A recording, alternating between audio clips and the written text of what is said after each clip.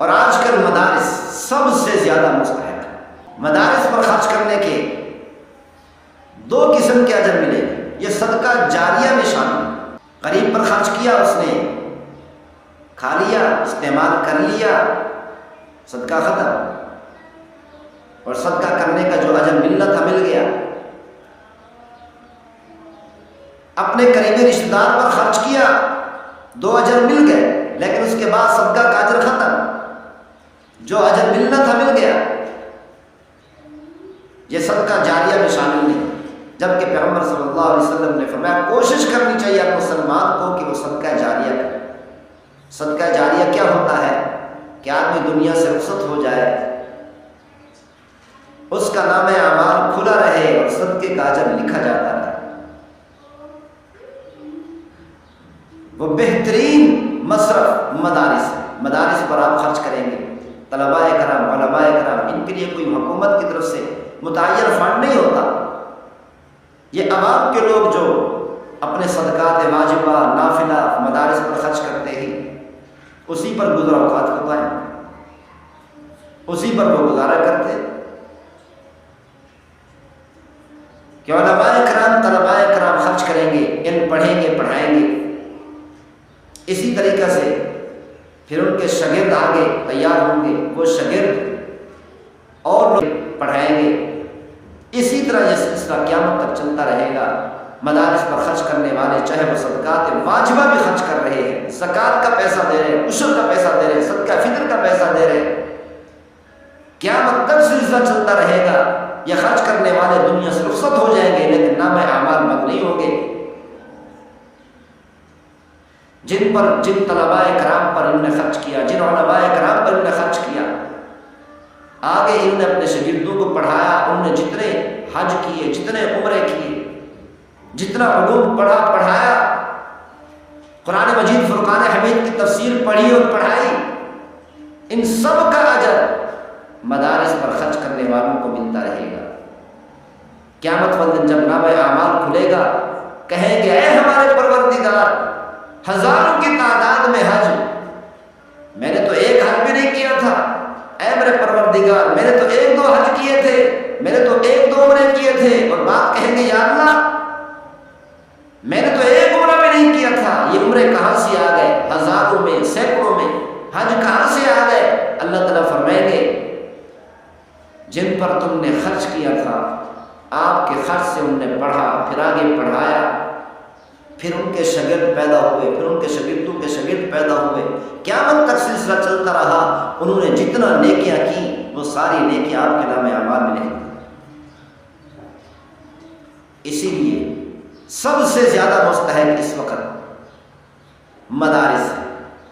مدارس پر خرچ کرنا چاہیے۔ اور اسی طرح اللہ تعالیٰ نے قرآن مجید فرقان حمید میں ارشاد فرمایا،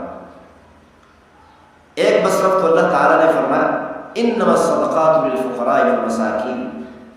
اس آیت مبارکہ میں زکوٰۃ کا مصرف بیان فرمایا کہ فقراء، مساکین، غرباء، یہ زکوٰۃ کا مصرف ہے۔ ایک دوسرا مصرف بھی اللہ تعالیٰ نے بیان فرمایا جس کو بیان نہیں کیا جاتا، چونکہ یہ مصرف ایک الگ موضوع تھا، اسی لیے اللہ تعالیٰ نے اس مصرف کو الگ طور پر خاص آیات مبارکہ میں بیان کیا۔ اللہ تعالیٰ نے فرمایا للفقراء الذین احصروا فی سبیل اللہ، وہ فقراء، وہ غریب لوگ جنہوں نے اپنے آپ کو علم حاصل کرنے کے لیے، علم پڑھنے اور پڑھانے کے لیے قید کر رکھا ہے، لا یستطیعون ضربا فی الارض، زمین میں چل پھر کر تجارت نہیں کر سکتے، بازار میں نہیں جا سکتے، منڈیوں میں نہیں جا سکتے، سڑکوں پر نہیں جا سکتے تجارت کرنے کے لیے، انہوں نے اپنے آپ کو علم پڑھنے اور پڑھانے میں مصروف کیا ہوا ہے، بند کیا ہوا ہے، قید کیا ہوا ہے۔ یحسبهم الجاہل اغنیاء من التعفف، اللہ تعالیٰ نے فرمایا جاہل لوگ ان علماء کو، ان طلباء کو مالدار سمجھتے، مالدار گمان کرتے ہیں، کیوں؟ اس لیے کہ علماء کرام اگرچہ یہ زکوٰۃ لینے کے مستحق ہوتے ہیں، صدقات لینے کے مستحق ہوتے ہیں، لیکن اپنے آپ کو لوگوں کے سامنے زہر نہیں کرتے، اپنے آپ کو لوگوں کے سامنے زہر ہونے نہیں دیتے۔ اچھے کپڑے پہن کے آتے ہیں، اچھا جوتا، اچھے کپڑے، اچھا لباس، اچھا رہن سہن، کوشش کرتے ہیں کہ اچھی سواری ہو، اگرچہ مستحق ہوتے ہیں لیکن اس کے باوجود بھی لوگوں کے سامنے زہر نہیں ہونے دیتے، لیکن جاہل لوگ ان کو دیکھ کر، ان کی زہری حالت کو دیکھ کر سمجھتے ہیں کہ یہ مالدار ہے، یہ زکوٰۃ لینے کے مستحق نہیں ہے، یہ صدقات لینے کے مستحق نہیں ہے۔ اللہ تعالیٰ نے طریقہ بتایا، کیسے تمہیں پتہ چلے گا کہ علماء کرام، یہ طلباء کرام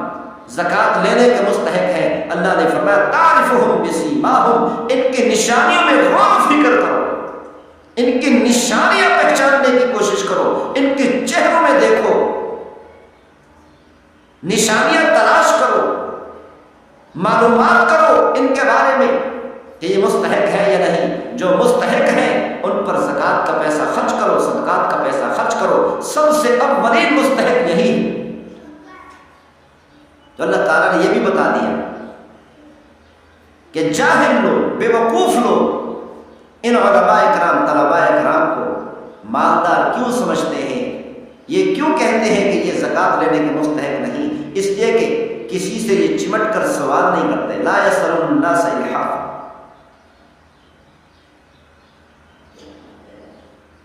یہ چمٹ کر کسی سے بات نہیں کرتے، سوال نہیں کرتے، بھیک نہیں مانگتے،